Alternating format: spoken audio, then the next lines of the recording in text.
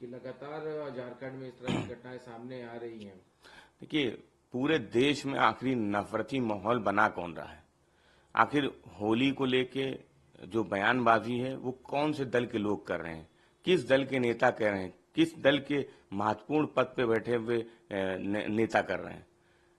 देश हिंदू मुसलमान के साथ चलेगा, एकता के साथ चलेगा, भाईचारे के साथ चलेगा।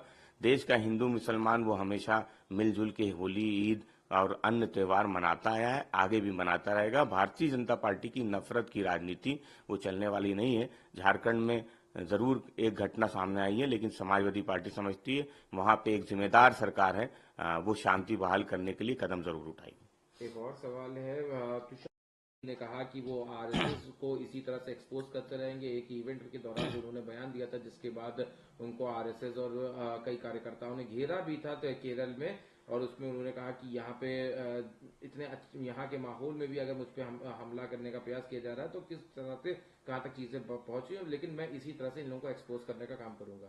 देखिए, भारतीय जनता पार्टी आरएसएस वो ये तय करना चाहती है कि किसको क्या खाना है, क्या पीना है, कैसे रहना है, क्या बोलना है।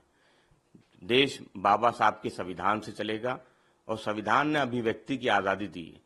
लेकिन भारतीय जनता पार्टी और आरएसएस को ये पसंद नहीं है कि उनकी विचारधारा के खिलाफ कोई बयान दे। तुषार गांधी जी ने जो बात कही है आरएसएस को लेके, जो बात कही है भारतीय जनता पार्टी को लेके, अगर भाजपा उससे सहमत नहीं है तो उसका विरोध के अन्य रास्ते हो सकते हैं, लेकिन इस तरीके से घेर लेना, हमला करना, समाजवादी पार्टी समझती है कि भारतीय जनता पार्टी आरएसएस का यही चरित्र है। देश में रहने वाले लोग वो बाबा साहब के संविधान को मानते हैं और बाबा साहब के संविधान ने सभी को अभिव्यक्ति की आजादी दी है। बोलने पे प्रतिबंध लगाने का प्रयास भारतीय जनता पार्टी या आरएसएस का वो सफल होने वाला नहीं है। सर, बीजेपी के नेता केरल से चाहिए तुषार गांधी की गिरफ्तारी होनी चाहिए, क्योंकि बीते कई दिनों कई बार से तुषार गांधी ने महात्मा गांधी के नाम को बेचने का प्रयास किया और वो इसी तरह की बातें करते। जिन लोगों ने वो कार्यक्रम में बुलाया था वो भी नहीं जानते थे कि तुषार गांधी का बैकग्राउंड क्या है, और तुषार गांधी को गिरफ्तार करना चाहिए, क्योंकि उनके नाम में खाली गांधी लगा हुआ है। इसका ये मतलब नहीं है कि उनको महात्मा गांधी की तरह ही इज्जत मिलेगी।